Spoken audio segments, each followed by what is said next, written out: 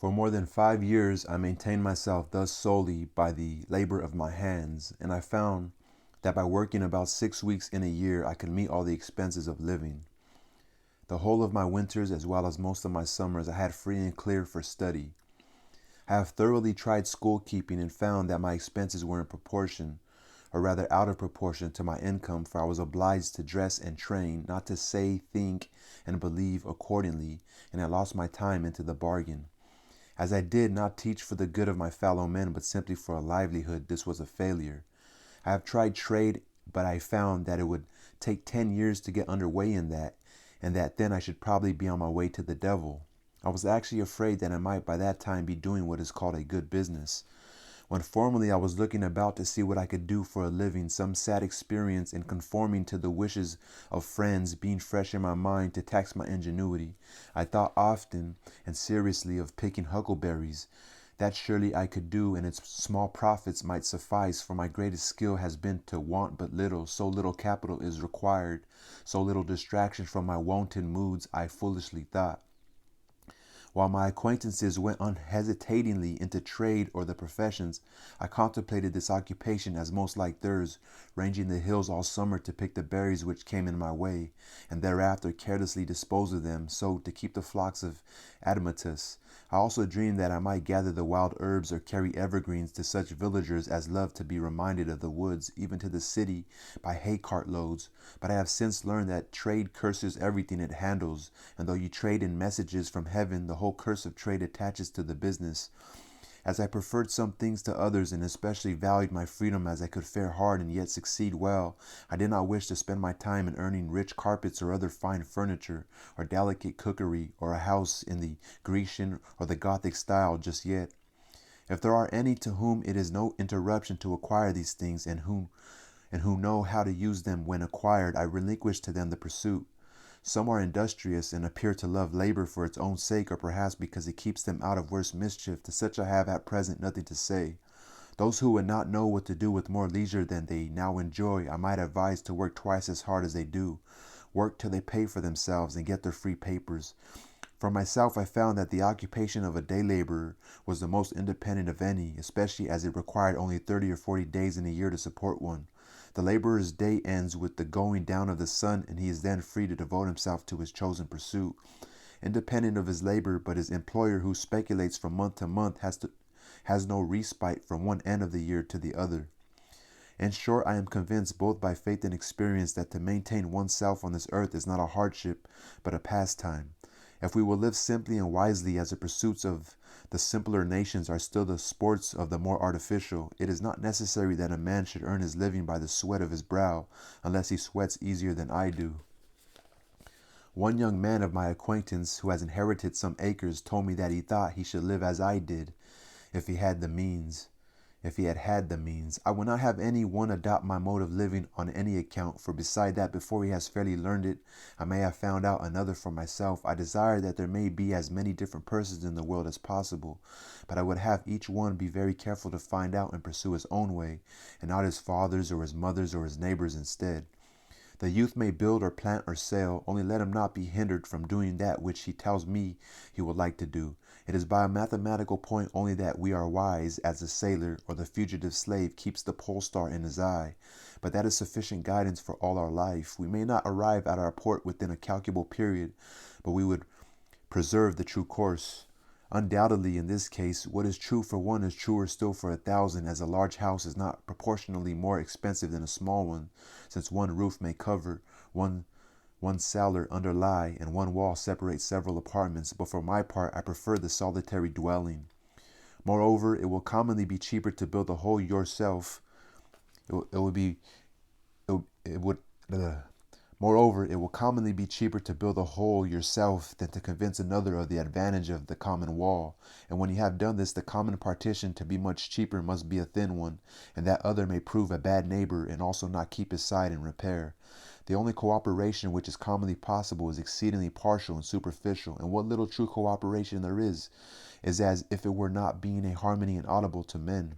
If a man has faith, he will cooperate with equal faith everywhere. If he has not faith, he will continue to live like the rest of the world, whatever company he is joined to. To cooperate in the highest as well as the lowest sense means to get our living together. I heard it proposed lately that two young men should travel together over the world, and one without money, earning his means as he went, before the mast and behind the plow, the other carrying a bill of exchange in his pocket. It was easy to see that they could not long be companions or cooperate, would not co- since one would not operate at all. They would part at the first interesting crisis in their adventures. Above all, as I have implied, the man who goes alone can start today, but he who travels with another must wait till that other is ready, and it may be a long time before they get off. But all this is very selfish. I have heard some of my townsmen say. I confess that I have hitherto indulged very little in philanthropic enterprises. I have made some sacrifices to a sense of duty, and among others have sacrificed this pleasure also. There are those who have used all their arts to persuade me to undertake the support of some poor family in the town, and if I had nothing to do, for the devil finds employment for the idle, I might try my hand at some such pastime as that.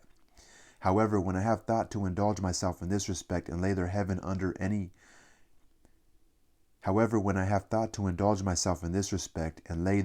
under an obligation by maintaining certain poor persons in all respects as comfortably as I maintain myself, and have even ventured so far as to make them the offer, they have one and all unhesitatingly preferred to remain poor. While my townsmen and women are devoted in so many ways to the good of their fellows, I trust that one at least may be spared to other and less humane pursuits. You must have a genius for charity as well as for anything else. As for doing good, that is one of the professions which are full. Moreover, I have tried it fairly, and strange as it may seem, am satisfied that it does not agree with my constitution. Probably I should not consciously and deliberately forsake my particular calling to do the good which society demands of me, to save the universe from annihilation, and I believe that a like but infinitely greater steadfastness elsewhere is all that now preserves it. But I would not stand between any man and his genius, and to him who does this work which I decline with his whole heart and soul and life, I would say, persevere, even if the world call it doing evil, as it is mostly likely they will. I am far from supposing that my case is a peculiar one. No doubt many of my readers would make a similar defense. At doing something, I will not engage that my neighbor shall pronounce it good. I do not hesitate to say that I should be a capital fellow to hire, but what that is, it is for my employer to find out. What good I do in the common sense of that word must be aside from my main path, and for the most part wholly unintended.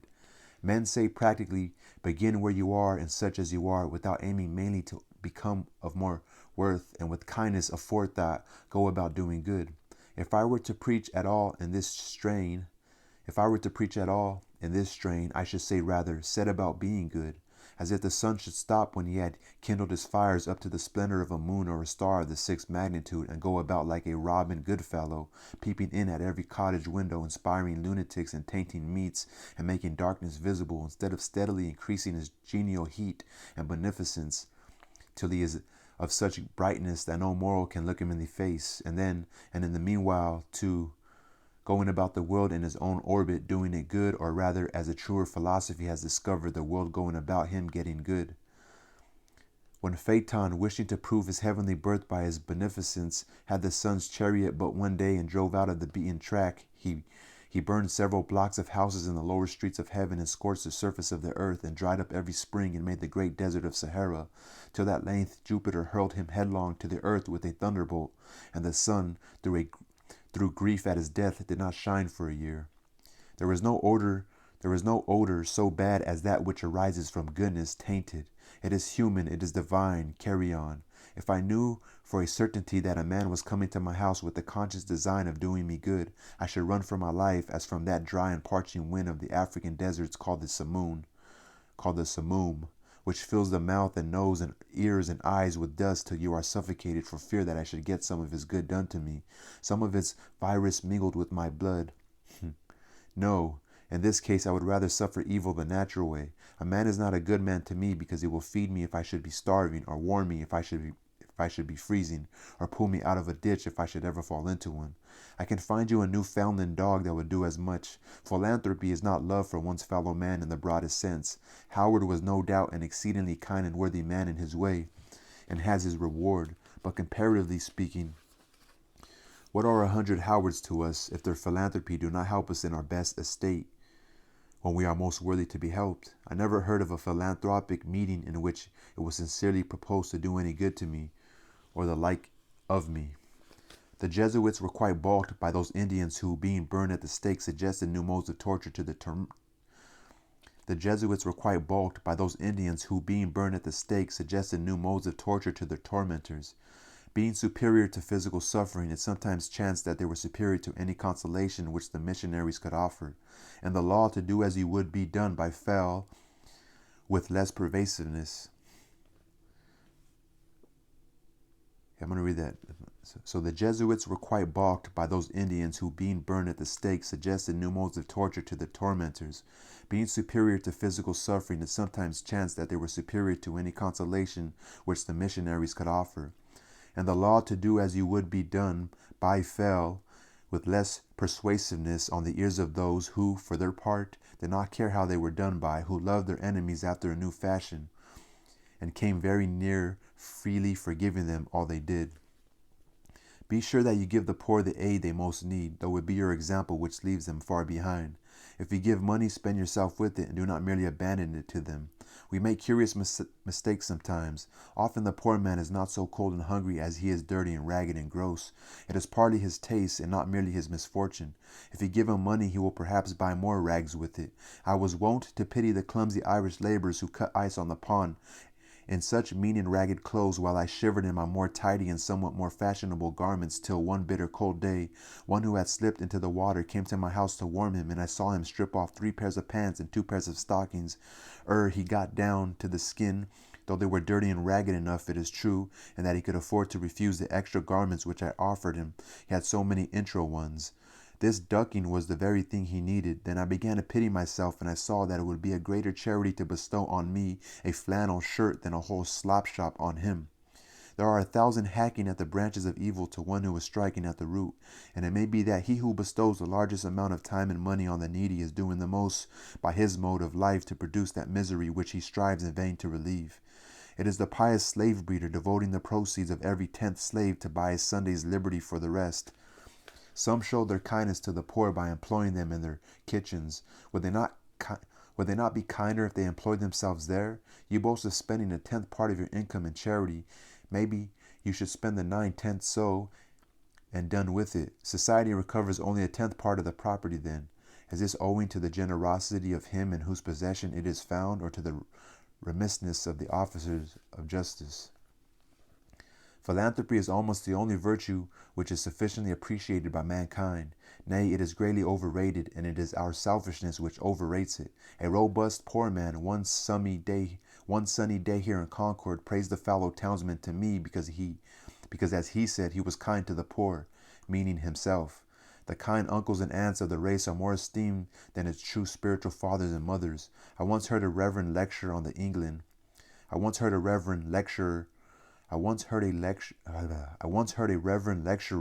England, a man of learning and intelligence, after enumerating her scientific, literary, and political worthies, Shakespeare, Bacon, Cromwell, Minton, Newton, and others, speak next of her Christian heroes whom, as if his profession required it of him,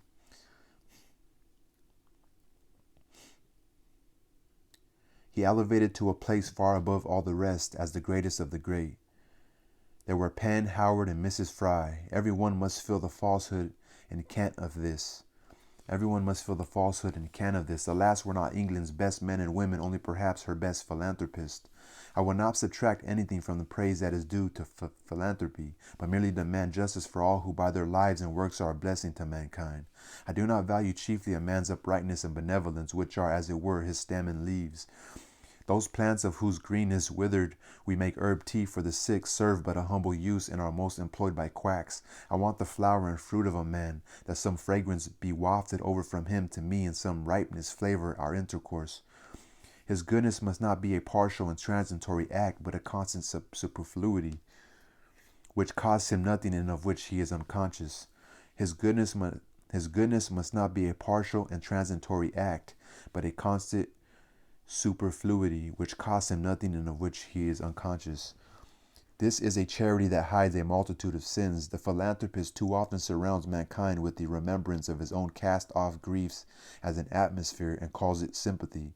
We should impart our courage and not our despair, our health and ease and not our disease, and take care that this does not spread by contagion. From what southern plains comes up the voice of wailing? Under what latitudes reside the heathen to whom he would send light? Who is that intemperate and brutal man who we would redeem? If anything ail a man so that he does not perform his functions, if he have a pain in his bowels even, for that is the seat of sympathy, he Fort sets about reforming the world. Being a microcosm himself, he discovers, and it is a true discovery, and he is the man to make it, that the world has been eating green apples to his eyes. In fact, the globe itself is a great green apple, which there is danger awful to think of that the children of men will nibble before it is ripe, and straightway his drastic philanthropy seeks out the Esquimau and the Patagonian, and embraces the populous Indian and Chinese villages.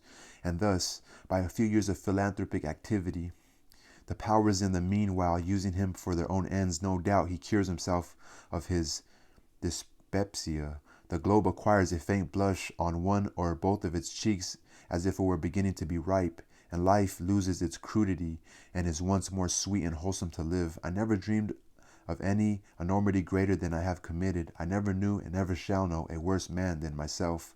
I believe that what so saddens the reformer is not his sympathy with his fellows in distress, but though he be the holiest son of God, is his private ail. Let this be righted. Let the spring come to him, the morning rise over his couch, and he will forsake his generous companions without apology. My excuse for not lecturing against the use of tobacco is that I never chewed it. That is a penalty which reformed tobacco chewers have to pay, though there are things enough I have chewed which I could lecture against. If you should ever be betrayed into any of these philanthropies, do not let your left hand know what your right hand does, for it is not worth knowing. Rescue the drowning and tie your shoestrings. Take your time and set about some free labor. Our manners have been corrupted by communication with the saints. Our hymn books resound with the melodious cursing of God and enduring him forever. One would say that even the prophets and redeemers had rather consoled the fears than confirm the hopes of man. There is nowhere recorded a simple and irrepressible satisfaction with the gift of life, any memorable praise of God. All health and success does me good. However far off and withdrawn it may appear, all disease and failure helps to make me sad and does me evil, however much sympathy it may have with me or I with it. If then we would indeed restore mankind by truly Indian, botanic, magnetic, or natural means, let us first be as simple and well as nature ourselves, dispel the clouds which hang over our own brows, and take up a little life into our pores. Do not stay to be an overseer of the poor, but endeavor to become one of the worthies of the world. I read in the Golistan or flower garden of Sheikh Sadi of Shiraz that they asked a wise man, saying, of the many celebrated trees which the Most High God has created lofty and umbrageous, they call none Assad or free, excepting the cypress, which bears no fruit. What mystery is there in this? He replied, each has its appropriate produce and appointed season, during the continuance of which it is fresh and blooming, and during their absence dry and withered. To neither of which states is the cypress exposed, being always flourishing, and of this nature are the Assads, or religious independence. Fix not thy heart on that which is transitory, for the Dijla or Tigris will continue to flow through Baghdad after the race of caliphs is extinct. If thy hand has plenty, be liberal as the date tree. Be liberal as the date tree. But if it affords nothing to give way, so it says, if thy hand has plenty, be liberal as the date tree. Liberal as the date tree. But if it affords nothing to give away, be an Assad or free man like the cypress. Complemental verses. The pretensions of poverty. Thou dost presume too much, poor needy wretch, to claim a station in the firmament, because thy humble cottage or thy tub nurses some lazy or pedantic virtue, in the cheap sunshine or by shady springs, with roots and pot herbs, where thy right hand, tearing those humane passions from the mind, upon whose stalks fair blooming virtues flourish, degradeth nature and benumbeth sense, and Gorgon-like turns active men to stone. Gorgon, like turns active men to stone. We not require the dull society of your we not require the dull society we not require the dull society of your necessitated temperance, or that unnatural stupidity that knows nor joy nor sorrow nor forced falsely exalted passive fortitude, that knows nor joy nor sorrow nor your forced falsely exalted passive fortitude above the active. This low abject brood that fix their seats in mediocrity become your servile minds, but we advance such virtues only as admit excess, brave bounteous acts, regal magnificence, all-seeing prudence, magnanimity that knows no bound, and that heroic virtue for which antiquity hath left no name, but patterns only such as Hercules, Achilles, Theseus.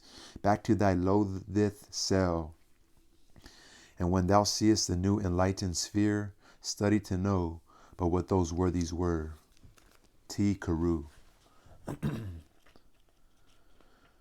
was the end of Economy.